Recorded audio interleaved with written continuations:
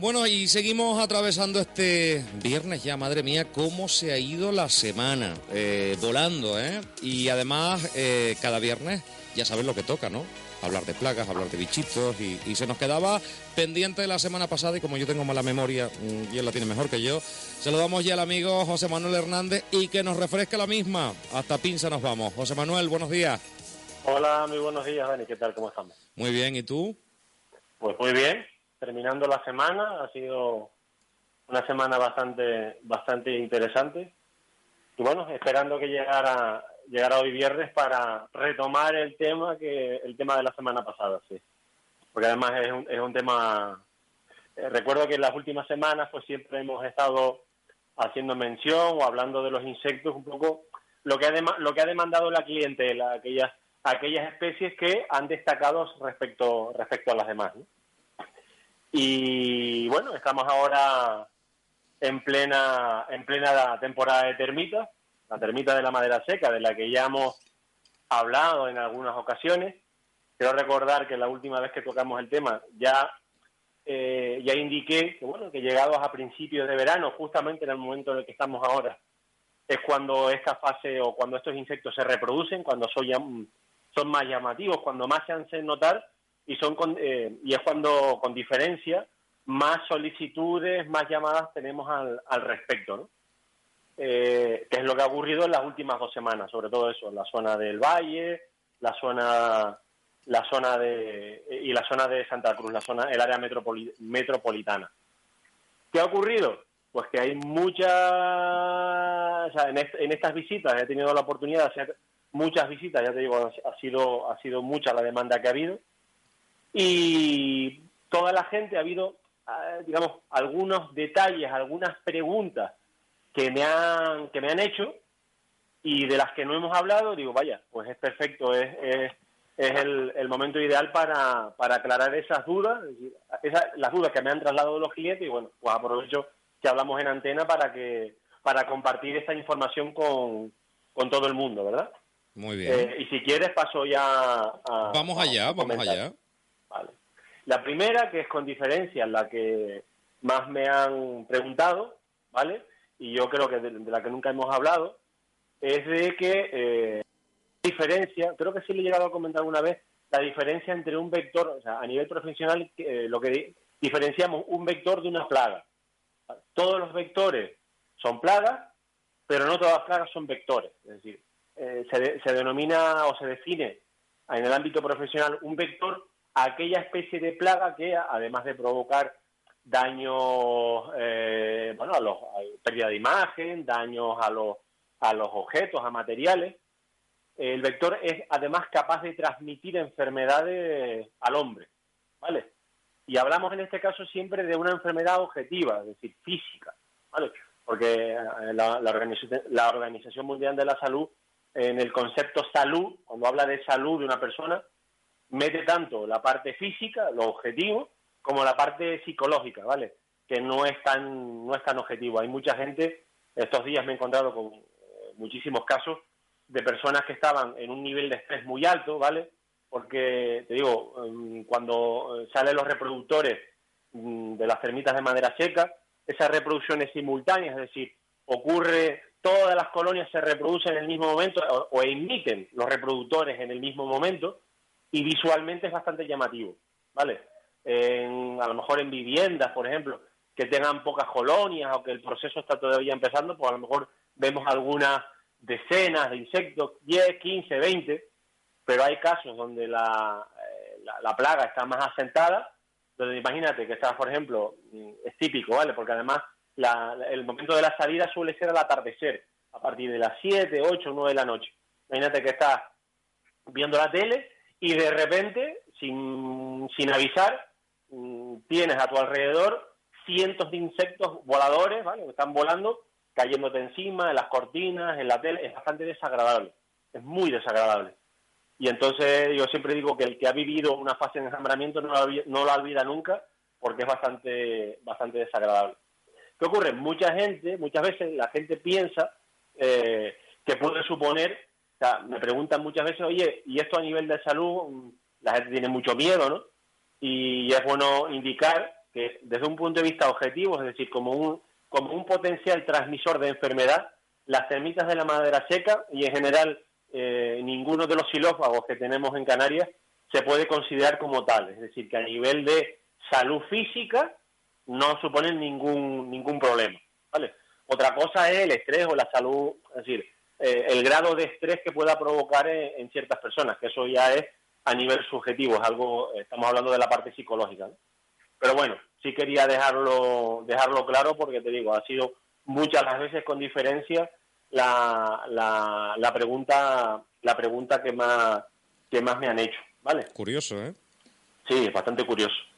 Otra cosa de la que tampoco nunca hemos hablado y la vamos a aclarar hoy, ¿vale? Es que las termitas pertenecen a un grupo que se llaman isópteros, al que también pertenecen las hormigas. Y es típico que la fase reproductora, es decir, la estructura social es igual, por ejemplo, la típica hormiga negra de jardín, ¿vale? La fase reproductora de termitas de madera seca y de, por ejemplo, la hormiga negra de jardín ocurre en el mismo momento. Es decir, exactamente en el mismo momento. Es decir, que podemos, me ha pasado también, y no han sido pocas, a lo mejor un 10 o un 15% de las visitas que he hecho a viviendas que en principio nos trasladaban un problema o creían que tenían insectos de la madera, cuando realmente lo que tienen es hormigas, ¿vale? Ocurre simultáneamente, es decir, la fase reproductora ocurre igual. Y al final vemos insectos volando, ¿vale? Y muchas veces la gente, ya te digo, como aquí tenemos muy arraigado el tema de lo que llaman las polillas de la madera, que es el término más habitual que usa la gente por ahí, te llama pensando que lo que tiene son insectos de la madera cuando realmente son hormigas. Entonces, digo, bueno, un tip, unos consejos para que la gente pueda efectivamente distinguir si lo que tiene son termitas de madera seca, la polilla de la madera, que el término polilla entre comillas, porque no son exactamente polillas, eso lo quiero dejar claro, ¿vale? Si lo que tiene es de madera o son realmente hormigas. Y hay tres diferencias que, bueno, son bastante si miramos bien, lo vamos a ver, lo vamos a poder distinguir fácilmente. Hablo de los reproductores, ¿vale? De los alados. La primera diferencia, las antenas, ¿vale? En el caso de las hormigas, las hormigas tienen lo que se llaman antenas acodadas. Es decir, es como si tuvieras imagínate el brazo semiflexionado, ¿vale? Como una especie de L, ¿me explico? En forma de L. Uh-huh. Mientras que en las termitas, las antenas no tienen ningún doblez, son totalmente rectas, ¿vale? Esa es la primera diferencia física, que no siempre se ve muy claramente, pero bueno, es así. Hay otra diferencia que es más importante, ¿vale? Que es en el tema de las alas. Es decir, cuando el insecto está totalmente en reposo, es decir, cuando no lo vemos volando, sino que está a lo mejor apoyado en una mesa o en la cortina, ¿vale? Que está en estado de reposo, que se llama, en las termitas, las alas están totalmente plegadas, es decir, están totalmente plegadas, digamos así, sobre el dorso, sobre la espalda, ¿vale? Prácticamente completamente.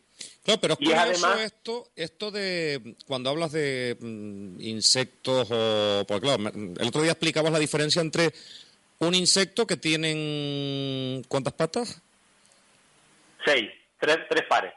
3 pares. Todos los insectos tienen 3 pares. Sí. Vale, y después eran los arácnidos, pero tenía otro nombre, Exactamente, o sea, dentro del grupo de los ácaros, sí. Ácaros, vale. Los arácnidos... O sea, una cucaracha es un insecto, ¿no? Sí, correcto, tiene 6 patas. Pues con esos insectos nos encontramos insectos que tienen alas, pero que no vuelan. Correcto, efectivamente. ¿Y para qué son las alas? Porque todo tiene un porqué en las diferentes especies, ¿no? Sí, normalmente, es decir, muchas veces de hecho, hay especies de cucaracha donde te encuentras que el ala prácticamente ya es vestigial, es decir, es como una pequeña protuberancia que casi no se puede considerar un ala, ¿vale? Y hay otras especies de cucarachas directamente que ya las han perdido por completo, ¿vale?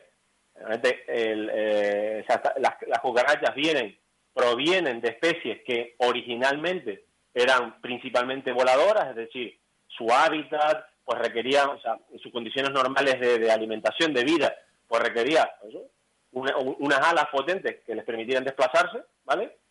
Pero con el paso de los años, la evolución, o sea, las especies, prácticamente todas las especies de cucarachas, han ido evolucionando hacia hábitos más bien rastreros. Es decir, a comportamientos donde realmente lo que necesitan no es tanto volar, sino poder moverse correctamente, ¿no? Por ejemplo, el caso de las cucarachas, pues bueno, tienen unas patas muy bien formadas, o sea, con una musculatura muy potente que les permite caminar prácticamente en vertical, boca abajo, por cualquier superficie que tenga una mínima rugosidad, les permite moverse sin problema. A día de hoy, las especies que todavía tienen alas, ¿vale? Más que movilidad, los que le permite son pequeños desplazamientos y sobre todo lo usan como una técnica para defenderse ante un ataque, ¿vale? Es típico, lo que pasa, bueno, a lo mejor las personas cuando ven una cucaracha, pues o tratan de huir o tratan de matarla a toda costa, ¿no? Como yo creo que es el caso tuyo. Yo cuando las veo procuro analizar sus comportamientos, es decir, me gusta mucho ver cuál es su comportamiento habitual para ver qué es lo que hacen para definir eso, pautas a la hora de comportarse. Hombre, generalmente una cucaracha intentará huir, ¿no? Efectivamente, pero es típico, ¿vale? Es típico. O sea, a lo mejor no lo memorizas porque no lo ves con un ojo, mucha gente no lo verá con ojo crítico, pero la próxima vez que lo veas, que veas una cucaracha, ¿vale? Y notes que ella se siente en peligro, trata de analizar la situación crítica, o sea, de un punto de vista crítica y ver qué es lo que hace. Es típico que, aparte de correr, muchas veces tratan de subir, ¿vale? Es decir, la vez que tratan de buscar una pared y subir a cierta altura, precisamente, y de repente echan a volar, precisamente por lo que es el típico comportamiento de defensa, ¿vale? Cogen un poquito de altura y en ese momento tratan de volar, que más que volar lo que hacen es planear. ¿Qué ocurre? Que al planear, evidentemente, recorren una distancia mucho mayor en mucho menos tiempo que lo harían caminando, ¿no? Y ese es un típico comportamiento que yo he visto en infinidad de ocasiones. Me está dando terror lo que estás contando. Me está dando terror porque, o sea, es un comportamiento, o sea, yo una vez lo explicaste, ¿no? Que pensamos que las cucarachas son mucho más inteligentes de lo que son, sino que son muy básicas, ¿no? Y ese tipo de comportamiento, y uno piensa cuando hacen esas cosas, dices tú, mira tú qué lista. Realmente, o sea, y es que depende, muchas veces está, o sea, a nivel, o sea, ¿qué podemos definir de inteligente? Porque muchas veces la inteligencia, o sea, el común de los mortales, todos nosotros hacemos una especie de similitud, lo asociamos al nivel, la inteligencia con el volumen o el nivel de conocimiento, y no necesariamente. O sea, por lo menos lo que yo creo, una persona no es más inteligente por el hecho de tener muchos más conocimientos. La inteligencia está más, o yo lo entiendo así por lo menos, más asociada a con qué nivel de eficacia o de eficiencia usas los conocimientos que tienes. Es decir, una persona no por tener, o un animal o lo que sea, no por tener mucha más conocimiento significa que necesariamente que sea más inteligente. Yo asocio la inteligencia a con qué habilidad utilizas esos conocimientos que tienes. Todos sabemos, todos tenemos casos de personas, bueno, gente, por ejemplo, empresarios que han despegado de la nada, gente que no ha tenido una formación muy fuerte o digamos, no ha seguido estudios universitarios, sino prácticamente de la nada han levantado auténticos imperios, ¿vale? Pero no porque tuvieran grandes conocimientos, sino porque los conocimientos que tenían los saben utilizar muy bien. No sé si me estoy explicando. Sí. Yo creo que sí. Sí, perfectamente. Pues en el caso de los insectos, es decir, efectivamente, al final lo que tienen arraigado, que son comportamientos que tienen arraigados a niveles genéticos, es decir, que están inscritos en lo más profundo de su esencia, son 3, 4, 5 comportamientos que hacen uso de ellos muy bien. Es decir, que a la mínima señal de peligro, saben perfectamente qué es lo que tienen que hacer, y porque lo tienen grabado en su interior, y automáticamente lo ejecutan. Claro, Por antes eso de que son sigas plagas. contándome lo de las preguntas que te ha hecho la gente, lo de las termitas y demás, que tengo otra duda, porque una vez hablamos de eso, insectos, y que para mí todos son insectos, yo meto ahí arañas, meto todo, pero ya has explicado que no, insectos son 6 patas, arácnidos son 8.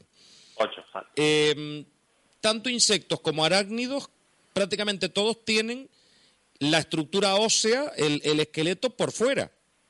Sí, en general todos los artrópodos, es decir, el grupo donde se meten todos los insectos, todos los ácaros, arácnidos, por ejemplo los crustáceos, que son marinos, ¿vale? Todos se meten dentro de un grupo que se llama artrópodo. Artro, o sea, el significado de la palabra significa, artrópodo es pie móvil, que se llama, es decir, digamos que tienen una estructura, el artrópodo tiene una estructura similar a lo que sería lo que era, ahí no me sale la palabra, lo que era Pinocho, una marioneta, ¿vale? Efectivamente, esa estructura de piezas móviles que encajan en un punto que es una articulación y se van moviendo. Y otra de las particularidades que tienen, que comparten todos los artrópodos, que son todas familias además, es el exoesqueleto. Es decir, que efectivamente su esqueleto no es interno, como en el caso de los mamíferos, como en el caso de las personas, sino es externo. Es decir, lo que sostiene, lo que le da sostén a cada uno de sus articulaciones es una especie de coraza. Es como, claro, y entonces, como si fuesen algo... ¿Cómo crecen? Porque claro, si tú tienes un esqueleto, una rigidez por fuera, ¿eso cómo crece? Con mudas. Es decir, lo mismo que ocurre... como la piel de una serpiente. Básicamente, efectivamente. No, el procedimiento no es igual, pero vamos, en esencia, para que la gente, los oyentes lo entiendan, es como una serpiente. Es decir, todos los artrópodos, se llame cucaracha, se llame araña, se llame gamba o se llame langosta, hablo de la langosta de mar, que también podría ser la langosta de tierra, el proceso es exactamente igual. Es decir, cuando están en un estadio de crecimiento, para ir al siguiente, es decir, para llegar al siguiente, ¿qué hacen? Esa piel, se desprenden de esa piel, ¿vale? Se abren y emergen como un insecto sin piel, ¿vale? Y normalmente hay muchas especies en las 24, 48 horas que tarda la nueva piel en endurecerse, lo que hacen es aumentar de volumen. Pero, ¿y tú has visto los restos de ese esqueleto, por ejemplo, de una cucaracha? ¿Pero qué se queda? ¿No se quedará la cucaracha completa? Sí, por supuesto. Sí, no, ves la piel completamente plegada, lo he visto millones de veces, y de hecho he visto, eso no ha sido tan frecuente, lo habré visto a lo mejor algunas decenas de veces, justamente el momento en el que la cucaracha está, digamos, cambiando la piel. No me lo cambiando. Sí, lo he visto en varias ocasiones. Uf. En el caso de, a ver, nosotros que somos de isla, cucarachas todos no, pero si, bueno, tú eres de la zona del valle, en más de una ocasión habrás ido por la playa, por algunas colleras, y verás el típico como un esqueleto de un cangrejo. Sí, sí. No, todo seco. Sí. Eso es una muda. Lo que estás viendo es la piel, o sea, en la mayoría de las ocasiones, no es realmente, muchas veces la gente piensa que lo que está viendo es lo que es un cangrejo que murió, y no, en pocas ocasiones realmente lo que está viendo es una muda, una piel o el exoesqueleto de o sea, que ha cambiado el cangrejo, ¿no? Y que deja ahí la muda o sea, deja ahí la piel y ahí se queda, seca completamente y completamente vacía. Bueno, pues sigue contándome lo de las termitas, lo de las alas. Vale. Habíamos hablado de las antenas, que son completamente diferentes. Hormigas, antenas acodadas en forma de L, o más o menos de una L. Termitas totalmente rectas. Las alas en las termitas, cuando están en reposo, en una pared, en una mesa o en el suelo, las termitas tienen las alas prácticamente completamente plegadas sobre el dorso, es decir, prácticamente encima de la espalda completamente, ¿vale? En el caso de las hormigas no lo pueden hacer. Las alas, aunque no las estén utilizando, ¿vale? Los reproductores, las hormigas aladas, tienen las alas parcialmente desplegadas. Es decir, las vemos, las alas da la sensación casi como que fuesen a empezar a volar, cuando realmente no es así, ¿vale? Y luego el color. En las hormigas, el ala suele ser un tono oscuro un tono no negro, sino un tono más bien un gris tenue, ¿vale? Y uniforme. Y en el caso de las termitas es bastante habitual, o sea, es muy bonito, ¿no? Las termitas de la madera seca, las alas, son prácticamente transparentes y si las miras hacia el trasluz, te dan como unos tonos azules, rojizos, verdes. Es casi como si fuese un prisma, casi como si cuando pasa la luz, o el típico arcoíris que vemos cuando llueve, ¿vale? Lo que provoca es la difracción de la luz a través de ellas y tiene esos tonos, son tonos bastante bonitos, rojos, azules, verdosos, ¿vale? Y eso es algo típico que sabemos que lo que ha dejado esa ala es una termita. Y luego la tercera diferencia, que esta sí es bastante radical y es muy fácil de ver, está en la unión, lo que se llama el tórax y abdomen, lo que para nosotros sería la cintura. En las hormigas, esa cintura es muy estrecha, es decir, la separación tórax-abdomen es muy abrupta, es decir, produce el paso, el tránsito es muy abrupto, lo que llamaríamos nosotros habitualmente una cintura de avispa, ¿vale? Una cintura muy, muy estrecha, mientras que en las termitas es prácticamente, o sea, no vamos a notar dónde, o sea, no vamos a ser capaces casi de ver dónde termina el tórax y dónde empieza el abdomen. Tendría la cintura, por ejemplo, que tengo yo, que tengo una cintura bastante gruesa. O sea, me estoy explicando, ¿no? O sea, prácticamente como una tabla, como lo que sería una tabla de planchar. No se vería tanta diferencia como podemos ver en otros casos. Sí, no podríamos, cuando vemos el insecto y decimos, esto no tiene cintura de avispa, sabemos, y en esta época, además, junio y julio, muchos insectos, sabemos que de lo que se trata es de una termita, ¿vale?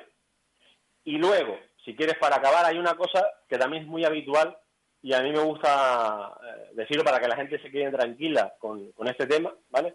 Porque muchas veces piensan que cuando, por ejemplo, cuando ponen, imagínate, típico en el Valle de la Orotava, en el Puerto de la Cruz, en la parte baja de los Realejos, en la parte baja de la Orotava, pues típico, ¿no? Una mesa de noche con las termitas que le ven en los residuos, la traja, ¿no? Los restos de madera digerida, y tienen pánico de, si lo coloco, por ejemplo, en la sala o en tal, se me van a pasar. Quiero dejar claro hoy, para que la gente lo tenga, y bueno, tenga tranquilidad en ese sentido, cuáles son los dos únicos procesos, las dos únicas posibilidades para que una termita de madera seca pase de una madera a otra. Solo hay dos vías, ¿vale? No existen otras dos. La primera, cuando esas piezas están total y absolutamente pegadas. Con que, o sea, si las piezas están separadas 1 o 2 centímetros, 2 milímetros, 3 milímetros, ya las termitas no son capaces de pasar de una pieza a otra. Ah, pues fíjate que yo pensaba que sí, como siempre nos venden el rollo de una termita se come todo, pensaba que podían trasladarse, o sea que no. Sí, pero vamos, que si tú tienes imagínate, una mesa de noche y a medio metro tienes otra, olvídate que las termitas no van a pasar, o sea, de forma así normal, no van a pasar de una mesa a otra, ¿vale? Ya te digo, en muchas ocasiones, por ejemplo, imagínate, el marco de una puerta y la hoja de la puerta, la misma hoja. Sí. Si la hoja, cuando la puerta está cerrada, si no está totalmente pegada, no son capaces de pasar o del marco a la hoja o de la hoja al marco, en un sentido u otro. 2 o 3 milímetros ya no son capaces de pasar, ¿vale? Eso para que la gente, bueno, tenga cierta tranquilidad en ese sentido. Esa una vía, es decir, madera completamente pegada. Es típico, por ejemplo, en una puerta o una ventana, sí es típico que pasen ¿sabes? El tapajunta, que es la pieza que está alrededor, ¿no? Para disimular la unión de lo que es el marco con la pared. Es típico que del marco pasen a la tapajunta o al revés. ¿Por qué? Porque esas tapajuntas están clavadas al marco, ahí sí están totalmente pegadas, ¿vale? Pero ¿y entonces cómo nos han vendido el rollo de que las termitas se pueden comer toda la madera de una casa? O sea, porque serían... Se la pueden comer, es decir, ahí hay un paso, luego está el segundo. La segunda vía que es de la que hemos estado hablando hasta ahora, es decir, la fase reproductora, que es cuando emergen los alados, es decir, cuando emergen machos y hembras con alas, ¿vale? Y ahí sí que fácilmente, o sea, en esta época en la que estamos ahora, por eso hay que vigilar mucho los elementos, o sea, aquellas casas que Orotava, en el Puerto de la Cruz, la madera es muy habitual, se usa mucho, ¿no? Es típico ahora que esos insectos que están alados eso sí que pueden dar un salto importante. Es decir, imagínate, sí que pueden ir, si emergen, por ejemplo, de una mesa de noche, nos pueden llegar fácilmente si quieren, bueno, tienen alas y pueden volar, tampoco que vuelan 10 kilómetros, pero vamos, una termita de madera chacalada te puede volar 100, 200 metros sin problema, pueden llegar fácilmente desde la mesa de noche de nuestro dormitorio tranquilamente y llegar hasta el mueble de la cocina sin ningún tipo de problema, y ahí se meten y empiezan una nueva colonia. Por eso siempre la fase de enjambramiento, que es cuando la gente llama, cuando se vuelven, bueno, te llaman desesperados, que les des una solución, muchas veces la gente asume que es un tema de urgencia cuando realmente no lo es. Es decir, objetivamente no lo es, porque la presencia de estos reproductores es síntoma de que hay colonias activas que pueden llevar fácilmente conviviendo con nosotros mínimo entre 6 y 10 años. Es decir, una colonia habitualmente... O sea, que van muriendo, van naciendo otros, se van quedando ahí y así pueden seguir viviendo hasta que acaban con todo. Sí, básicamente. Es un proceso lento, hay que tener en cuenta. Yo siempre también me gusta decir a la gente, ojo, la degradación que provocan los insectos de la madera, objetivamente, incluso las famosas termitas de Tacoronte, las termitas subterráneas, que vamos, no vamos a llamar las termitas de Tacoronte porque eso que estén en Tacoronte es un tema es puramente circunstancial. Las termitas subterráneas, incluso siendo colonias mucho mayores, de cientos de miles y millones de insectos, la realidad objetiva es que la degradación que provocan en la madera es muy lenta, ¿vale? Aun siendo muchos insectos, pues son realmente pequeños, ¿no? O sea, eso es una realidad objetiva, es decir, que la degradación que provocan es extremadamente lenta y muy poquita cada día, pero también es real, es igualmente real, que no paran y que todo lo que las termitas se coman hoy ya es irrecuperable. Es decir, toda la madera que se coman hoy ya no hay forma de recuperarla. Entonces, siempre me gusta terminar mis visitas diciendo que cualquier problema que tengamos con termitas de madera seca, con carcomas, en general con cualquier xilófago, es un tema de lo que no hay que preocuparse, pero sí ocuparse. Y siempre me gusta terminar así. Un día tienes que hablar, porque yo creo que ese es el pánico que le tenemos, José Manuel. Ya nos dirás y prepararás el tema de los insectos, arácnidos, como decías antes, los artrópodos en general, ¿no? Que pueden ser dañinos, pero no hablo de dañinos como plaga, en plan las termitas que no afectan al ser humano, sino aquellos artrópodos, como puede ser una abeja o una avispa, que sí pueden crearnos un problema físico en los humanos. Vale. Sí, ahí tenemos dos cosas. Tenemos arañas, las que pican, abejas, claro, porque ahí yo creo que hay tema porque tienes que haber visto de todo. Sí, o sea, ahí hay material mínimo para 2 intervenciones. O sea que nos podemos sorprender, ¿no? Sí, totalmente. Es decir, ahí tienes que distinguir, podemos tranquilamente hacer un programa, yo me ocupo y lo organizo, ¿vale? Para un programa donde hablemos de la peligrosidad del insecto como tal, es decir, aquellos insectos, en general aquellas especies de artrópodos que usan como defensa o como ataque veneno, es decir, productos tóxicos que pueden resultar letales o muy graves o con consecuencias muy graves para las personas, ¿vale? Eso por un lado. Y luego podemos hablar también, en otra ocasión, en otro programa, sobre qué enfermedades o qué tipo de riesgos biológicos pueden representar para la salud del ser humano la presencia de determinadas especies, porque hasta ahora nunca hemos hablado, siempre hemos comentado, bueno, pueden transmitirnos enfermedades, pero no hemos hablado nunca de qué enfermedades son las que pueden transmitir, y la gente se sorprendería, se van a sorprender seguro. ¿Sí? Bueno, pues volvemos en 7 días. José Manuel, feliz fin de semana. Igualmente, un abrazo a todos. Un abrazo, adiós.